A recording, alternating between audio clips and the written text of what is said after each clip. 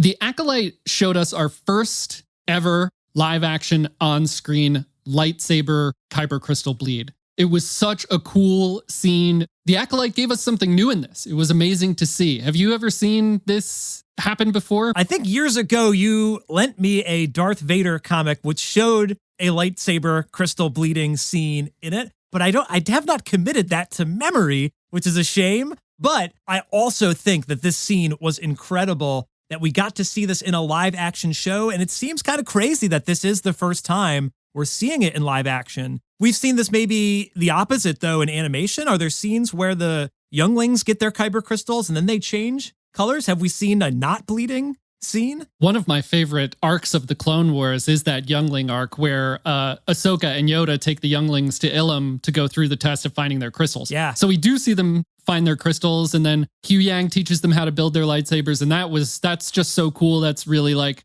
heavy, rich lore stuff that I love. So we have seen that aspect of it in animation, but I think that's the only time we've even seen it in animation. We did see it happen in Jedi Survivor. We got to see a super amazing scene where the bad guy, Dagon, bleeds his lightsaber crystal, which is a game that also has ties to the High Republic. So all of this stuff is kind of like happening around the High Republic, which is also super cool to see. So we've seen it in video games. And then as far as like reverse bleeding, we see in the Ahsoka novel that Ahsoka heals. She heals a red lightsaber crystal. Now, it's unclear if the Inquisitor's lightsaber crystals have been bled or not, but she does heal the crystal, and that's where she gets her white lightsabers from. So we have seen that aspect of it. I guess not seen, but read, which was also cool. Like, it's such a cool moment in the book. But yeah, this is the first time we're really seeing it on screen for sure. So that's really interesting. Are the Inquisitor lightsabers then like,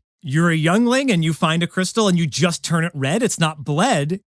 I don't know. We need these answers. I think there's some stuff in Legends where some of the red crystals are synthetic. Like they're made somehow. And we also don't know if like just the Emperor is bleeding lightsaber, and giving them out to the Inquisitors. We just don't know what's going on there. This is becoming even cooler than I thought from this original scene, Joey. I don't think you can find a red lightsaber crystal in nature in Star Wars. If I'm wrong, somebody let us know, but I believe that is not the case. But we do see Osha physically like bleed the lightsaber crystal, which is the coolest part. And we do know from the comics. So from the Vader comic that you're talking about, from the Rise of Kylo Ren comic book, where they're actually bleeding their lightsaber crystals, we see them go through the intense journey that they have to face in order to actually bleed the crystal. Like, it's all not happening outside. It's happening in them as well. And they're battling these things inside.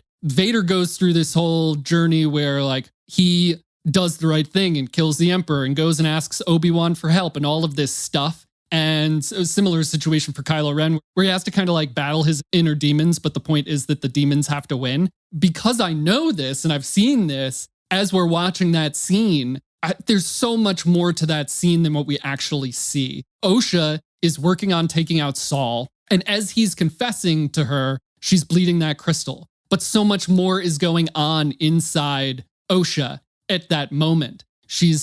All of these powerful emotions, as the stranger calls them, are coming to the forefront. And as the crystal's bleeding, in my headcanon, she's also going through all of these things in her head. So in a way, it's reinforcing her and pushing her further to end Saul's life like she ends up doing. Yeah, it's not a cool scene just because she's bleeding the crystal and you see the saber color change, which is cool. To me, it's one of the best, if not the best, fall to the dark side I've seen in Star Wars. Like, we've seen, Anakin fall, like his mom dying in his arms is heartbreaking. We see Kylo a little bit in his flashback, why he's angry at Luke. But this is like the full weight of that. I'm confronting this person that's lied about my entire being. I'm going to murder them, fall to the dark side. It puts a whole new meaning on that phrase, which I feel like we've already colloquially used a bunch. Like, they're falling to the dark side, the path to the dark side, that is. But to now see that paired with the visual of bleeding the crystal, the saber changing colors, so well done in this show.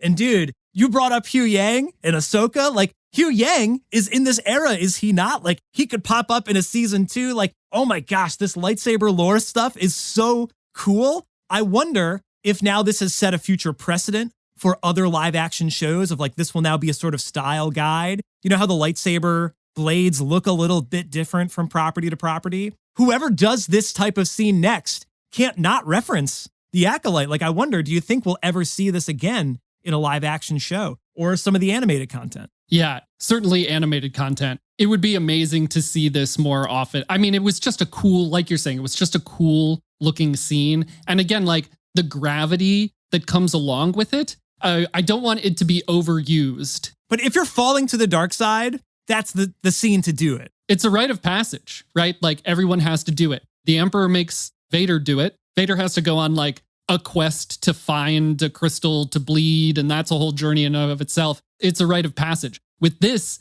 particular one, the emotional stakes were so high that everything in the series led to that point. In episode 3, Destiny, one of the first things Saul does is hand his lightsaber to Osha, and then she bleeds his crystal at the end. Like it came full circle to where it's that saber is finally hers in every way. It was the ultimate conclusion of that storyline. I would love to see it more. I would hate for us to get desensitized to it because it was such an event in this show. All right, listeners, let us know what you think. Do you love this kyber crystal scene? Do you want to see more of this in your Star Wars? Leave some comments. Make sure to hit subscribe, and we'll see you on the next episode.